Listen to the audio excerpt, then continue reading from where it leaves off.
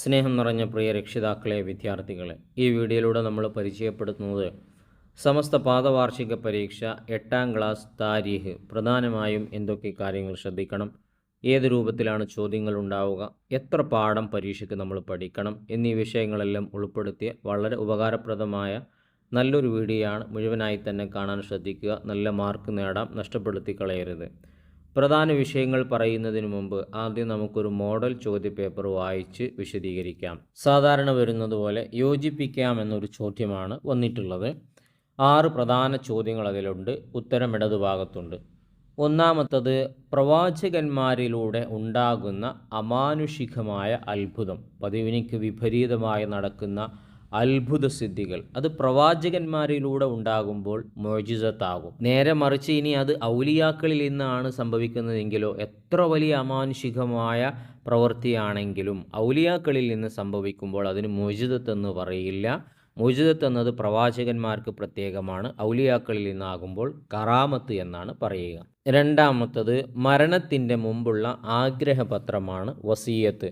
ഇപ്പോൾ വയസ്സായും മരിക്കാൻ കിടക്കുന്ന ആൾക്കാരൊക്കെ വസിയത്ത് ചെയ്തു, പള്ളിക്ക് വേണ്ടി സ്ഥലം കൊടുത്തു, അത് അവരുടെ വസിയത്താണ് മദ്രസക്ക് കൊടുക്കാൻ വേണ്ടിയിട്ട് എന്നൊക്കെ കേൾക്കാറില്ല. അപ്പോൾ അതാണ് മരണത്തിൻ്റെ മുമ്പുള്ള ആഗ്രഹപത്രമാണ് വസിയത്ത്.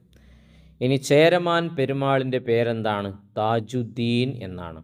നാലാമത്തത്, ആത്മശുദ്ധീകരണത്തിൻ്റെ മാർഗമാണ് തസവുഫ്.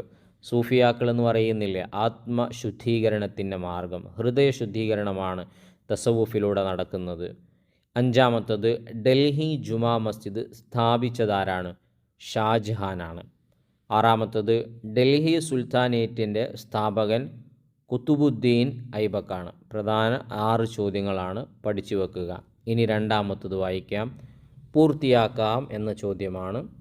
അതിലൊന്നാമത്തത്, ഷാജഹാൻ നിർമ്മിച്ച പ്രശസ്ത കോട്ടയാണ് ഡൽഹിയിലെ ചെങ്കോട്ട. രണ്ടാമത്തത്, ഇന്ത്യൻ ഉപഭൂഖണ്ഡത്തിൽ ആദ്യം ഇസ്ലാം എത്തിയത് കേരളത്തിലാണ്. മൂന്നാമത്തത്, കേരളത്തെക്കുറിച്ചുള്ള ആദ്യത്തെ ചരിത്ര ഗ്രന്ഥമാണ് തുഹ്ഫത്തുൽ മുജാഹിദീൻ. എഴുതുന്നതുകൂടെ ശ്രദ്ധിക്കുക. നാലാമത്തത്, ഇന്ത്യയിലെ ഇസ്ലാമിക പ്രചാരണം വ്യാപിപ്പിക്കുന്നതിൽ പ്രധാന പങ്കുവഹിച്ചവരാണ് ഖാജ മുഈനുദ്ദീൻ ചിശ്തി റളിയല്ലാഹു അൻഹു. ഇനി അടുത്തത് 2 വീതം എഴുതാം എന്ന പ്രധാനപ്പെട്ടൊരു ചോദ്യമാണ്. അതിൽ ആദ്യം ചോദിച്ചിട്ടുള്ളത് ഔറംഗസീബ് ആലംഗീരിൻ്റെ ഗുണങ്ങളാണ് ചോദിച്ചിട്ടുള്ളത്. അദ്ദേഹത്തിന് ഒരുപാട് പ്രത്യേകതകളുണ്ട്. സമയമായാൽ നിസ്കരിക്കുക, വുളു പതിവാക്കുക, തിങ്കൾ വ്യാഴം ദിവസങ്ങളിൽ നോമ്പ് അനുഷ്ഠിക്കുക തുടങ്ങിയവ ഔറംഗസീബ് ആലംഗീരിയുടെ ഗുണങ്ങളാണ്. രണ്ടാമത്തത്, കൊടുങ്ങല്ലൂരിലേക്ക് വന്ന സ്വഹാബി സംഘത്തിലുള്ളവർ മാലിക് ബിനു ദീനാർ റളിയല്ലാഹു അൻഹു, ഷറഫ് ബിനു മാലിക് റളിയല്ലാഹു അൻഹു, മാലിക് ബിനു ഹബീബ് റളിയല്ലാഹു അൻഹു. 3 എഴുതി കൊടുത്തിട്ടുണ്ട്, 2 പഠിച്ചു വെക്കുക.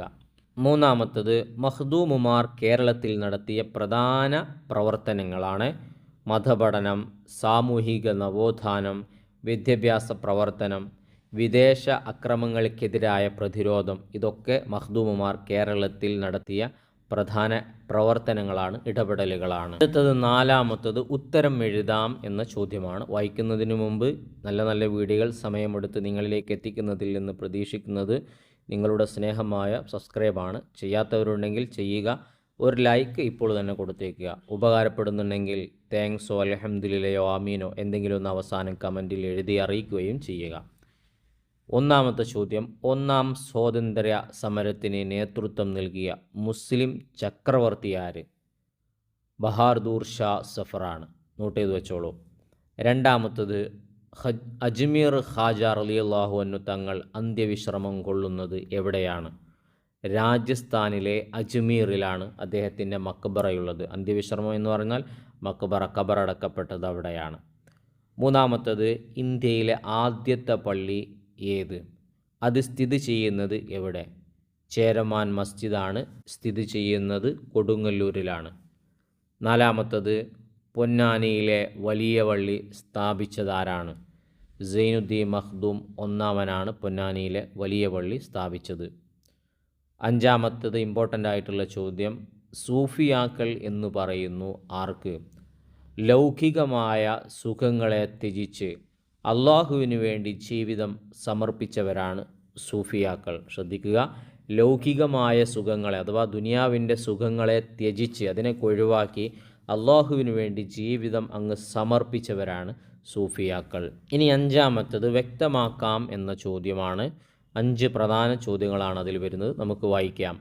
ഒന്ന്, ഇന്ത്യയിലെ മുസ്ലിം ഭരണം തുടങ്ങിയ വർഷം എപ്പോഴാണ്? ഡൽഹി സുൽത്താനേറ്റിൻ്റെതാണ് ആദ്യം.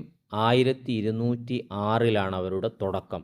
1206. അതുപോലെ തന്നെ അതിന് ശേഷം വരുന്ന മുഗൾ ഭരണകൂടത്തിൻ്റെ ഇസ്ലാമിക തുടക്കവും അവരവസാനവും, ഡൽഹി സുൽത്താനേറ്റിൻ്റെ തുടക്കവും അവസാനവും ഒക്കെ ഒന്ന് നോട്ട് ചെയ്ത് വെക്കുക. ഏത് രൂപത്തിലാണ് ചോദിക്കുക എന്നൊരിക്കലും നമുക്ക് പറയാൻ കഴിയില്ല. ഇമ്പോർട്ടൻ്റ് ആയിട്ടുള്ള ഭാഗങ്ങളാണത്.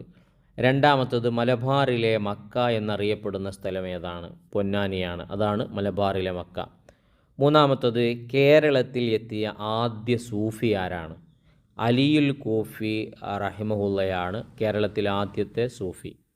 നാലാമത്തത്, പൊന്നാനിയിൽ മഖ്ദൂമുകളുടെ മുമ്പ് തന്നെ നിർമ്മിക്കപ്പെട്ട പള്ളി ഏതാണ്? മഖ്ദൂമുകൾക്ക് മുമ്പ് തന്നെ നിർമ്മിക്കപ്പെട്ട പള്ളി തോട്ടുങ്ങൽ പള്ളിയാണ്. അഞ്ചാമത്തത്, ഫരീദുദ്ദീൻ അബ്ദുൽ ഖാദിർ ഖുറാസാനി റളിയല്ലാഹു അൻഹു അന്ത്യവിശ്രമം കൊള്ളുന്നത് എവിടെയാണ്? കാഞ്ഞിരമറ്റത്താണ്. അപ്പോൾ ഇത് വായിച്ചു കഴിഞ്ഞതിലൂടെ ഏത് രൂപത്തിലാണ് ചോദ്യം വരിക എന്നുള്ളത് ഏകദേശം ഒരു ധാരണയിലെത്തി. ഇനി നമുക്ക് പറയാനുള്ളത് 5 പാഠങ്ങളാണ് ഈ പരീക്ഷയ്ക്ക് നമുക്ക് പഠിക്കാനുള്ളത്. നന്നായി പഠിക്കുക. പ്രധാനപ്പെട്ട പേരുകൾ, അവരുമായി ബന്ധപ്പെട്ട വിഷയങ്ങൾ, അവർ നേടിത്തന്ന സേവനങ്ങൾ, ഇടപെടലുകൾ, ഇതൊക്കെ വളരെ ഇമ്പോർട്ടൻ്റ് ആണ്. 5 പാഠങ്ങളിലായി വന്ന ഇതുപോലത്തെ വിഷയങ്ങളൊക്കെ പ്രത്യേകം നോട്ട് ചെയ്ത് പഠിക്കുക. എല്ലാവർക്കും ഈ പരീക്ഷയിലും കഴിഞ്ഞ പരീക്ഷകളിലൊക്കെ ഉന്നതമായ മാർക്കുണ്ടാവട്ടെ എന്ന് പ്രത്യേകമായി ദുആ ചെയ്യുകയാണ്. നാളെ നമ്മുടെ പാദവാർഷിക പരീക്ഷയുടെ അവസാനമാണ്. ഇതുവരെ നമ്മുടെ വീഡിയോകൾ കണ്ട് സപ്പോർട്ട് ചെയ്തവർക്കും സഹകരിച്ചവർക്കും ലൈക്ക് അടിച്ചവർക്കും കമൻറ്റ് ചെയ്തവർക്കൊക്കെ പ്രത്യേകമായ നന്ദി അറിയിക്കുകയാണ്. തുടർന്നും അർദ്ധവാർഷിക പരീക്ഷയ്ക്കും വാർഷിക പരീക്ഷയ്ക്കൊക്കെ നമുക്ക് നല്ല നല്ല വീഡിയോകൾ ചെയ്യണം. അപ്പോഴും നിങ്ങളുടെ സപ്പോർട്ട് ഉണ്ടാവണം. സബ്സ്ക്രൈബ് ചെയ്യാത്തവരുണ്ടെങ്കിൽ ചെയ്തു വെക്കുക. ഇൻഷാ അല്ലാഹ് പ്രത്യേകം നിങ്ങളൊക്കെ ഉസ്താദിന് വേണ്ടി ദുആ ചെയ്യണമെന്ന് വസിയത്ത് ചെയ്യുകയാണ്. തുടർന്നും നല്ല നല്ല വീഡിയോയുമായി നമുക്ക് വീണ്ടും കാണാം.